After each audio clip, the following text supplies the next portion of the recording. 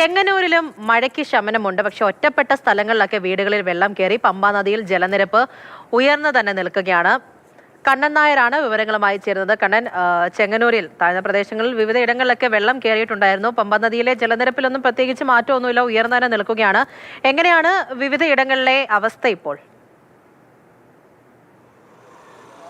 ഞാനിപ്പോൾ നിൽക്കുന്നത് ചെങ്ങന്നൂരിൽ നിന്ന് ആറന്മുളയിലേക്ക് പോകുന്ന റോഡിലാണ്. ആ റോഡ് ഇപ്പോൾ പുതിയകാവ് ഭാഗത്ത് നിന്ന് അങ്ങോട്ട് വാഹനങ്ങൾ വിടുന്നില്ല. ഏതാണ്ട് മുട്ടറ്റം കുറച്ചുകൂടി മുന്നിലോട്ട് പോയി കഴിഞ്ഞാൽ കഴുത്തറ്റം വരെ വെള്ളമുള്ള ഒരു അവസ്ഥയാണ് നിലവിലുള്ളത്. ആ വെള്ളമൊക്കെ തന്നെ തൊട്ട് സമീപത്ത് പമ്പാ നദിയാണ്. പമ്പാ നദിയോടെ ചേർന്ന് കിടക്കുന്ന പ്രദേശമാണ് പമ്പാ നദി. അതായത് ആ നിരപ്പിന് സമാനമായ രീതിയിൽ പമ്പാ നദിയിൽ വെള്ളം ഉയർന്നിട്ടുണ്ട് ചെങ്ങന്നൂരിൽ.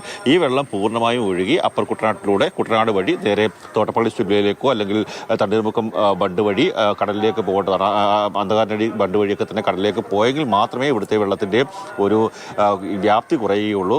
കഴിഞ്ഞ 2018 വലിയ രീതിയിൽ ബുദ്ധിമുട്ടുണ്ടായ പ്രദേശമാണ്. ആ സമയത്ത് ഞാനിവിടെ ഉണ്ടായിരുന്നു. ആ സമയത്ത് ഇവിടെ എത്തുന്ന സമയത്ത് ഇതിന് സമാനമായില്ല, ഇതിൻ്റെ ഇരട്ടിയിലധികം വെള്ളമുള്ള ഒരു സ്ഥിതിയാണ്. തൊട്ട് സമീപത്ത് പമ്പാ നദിയുടെയൊക്കെ പ്രശ്നങ്ങളൊക്കെ തന്നെ ഉണ്ട്. പമ്പാ നദി തൊട്ട് സമീപത്ത് തന്നെ കാണുന്ന നമുക്ക് ആ ദൃശ്യങ്ങളിലേക്ക് പോകാൻ സാധിക്കും. ആ ആൾക്കാർ നിൽക്കുന്നത് തൊട്ട് സമീപത്ത് കാണുന്നതാണ് പമ്പാ നദി.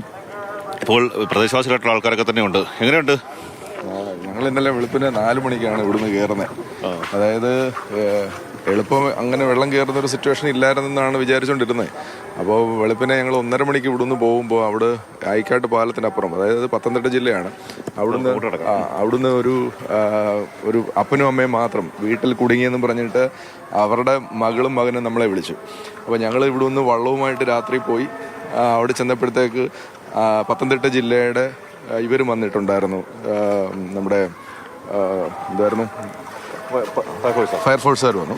അപ്പോൾ അവരും നമ്മളും കൂടി ചെന്നിട്ട് പിന്നെ അതും ഇച്ചിരി അകത്തോട്ടുള്ളൊരു വീട്ടിലായിരുന്നു. അപ്പോൾ നമ്മൾ അവിടെ പോയിട്ട് അവരെ റെസ്ക്യൂ ചെയ്തു. എന്നിട്ട് അവരെ രാത്രി 1:30 ആയപ്പോൾ അവരുടെ കുത്തൊഴുകി പോവാണല്ലോ. അല്ല, ഇതിപ്പോൾ അവിടെ നിന്നുള്ള തള്ളൽ കൊണ്ടാണ്. പക്ഷേ ഇപ്പം നമ്മുടെ ഫ്രണ്ട് സർക്കിളുണ്ട്, റാന്നിൽ അവിടെയൊക്കെ ഉണ്ട്. അവിടെ പറയുന്നത് ശരിക്കും പറഞ്ഞാൽ അവിടുന്ന് വെള്ളം ഒരുമാതിരി നന്നായിട്ട് താന്നിട്ടുണ്ട്. പക്ഷേ ഇന്നലെ താഴ്ന്ന താഴ്ചയുള്ളൂ. ഇന്ന് അതേപോലെ തന്നെ നിൽക്കുകയാണ്. അപ്പം തീർച്ചയായിട്ടും വീണ്ടും ഒരു വലിയൊരു വെള്ളപ്പൊക്കം ഉണ്ടാവത്തില്ല എന്നുള്ളൊരു പ്രതീക്ഷയിലാണ് നമ്മൾ നിൽക്കുന്നത്. പ്രതീക്ഷ 2018 നമ്മൾ കണ്ടതാണ്. ഇപ്പം വീട്ടിലുള്ള വെള്ളം ഒഴുക്കിക്കളയാൻ വേണ്ടി ശ്രമിക്കുന്ന ആൾക്കാരൊക്കെ തന്നെ ഉണ്ട്. ചേട്ടോ, പ്രശ്നമായോ? എങ്ങനെയുണ്ട് വെള്ളം? കുഴപ്പമില്ല. വെള്ളം ഒഴുകിക്കളയാണോ? ഒഴുകിക്കളയാ. നേരത്തെ അത്രയും പ്രശ്നം ഉണ്ടാവുമോ? പഴയ രീതിയിലുള്ള പ്രശ്നം ഉണ്ടാവുമോ? അത്രയും ഇല്ല. കഴിഞ്ഞൊക്കെ ഉരുള് എല്ലാം കൂടെ വെള്ളം ഒന്നിച്ചങ്ങ് അഴിച്ചു വിട്ടില്ലയോ, അതുകൊണ്ടാ. കഴിഞ്ഞ ഇതുപോലെ വെള്ളം പൊങ്ങിയായിരുന്നോ? ജനലിന്റെ മേളിൽ വരക്കാം.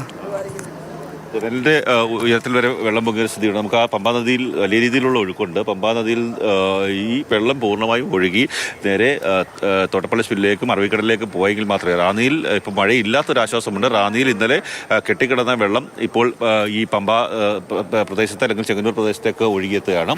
അത് ഒഴുകി പൂർണ്ണമായും പോയെങ്കിൽ മാത്രമേ ഇവിടെ ഒരു ആശങ്ക ഒഴുകിയുള്ളൂ. എന്തായാലും അല്പം ആശ്വാസമുണ്ട്. കഴിഞ്ഞ പ്രളയത്തിന് സമാനമായ രീതിയിലുള്ള ഒരു വെള്ളം കയറ്റമില്ല എന്നുള്ളത് വലിയ ആശ്വാസം നൽകുന്ന കാര്യം തന്നെയാണ്. എന്നുള്ളതാണ്. അതൊക്കെ വീടുകളിൽ നിന്നൊക്കെ ഒഴുക്കി കളയാൻ വേണ്ടിയിട്ടുള്ള ശ്രമങ്ങളൊക്കെ നടക്കുകയാണ്. അത് ആ ഒരു പ്രദേശത്തെ ദൃശ്യങ്ങളാണ് കാണുന്നത്. ചെങ്ങന്നൂരിൽ നിന്നുള്ള കണ്ണൻ നായരാണ് അവിടെ നിന്നും വിവരങ്ങൾ പറഞ്ഞത്.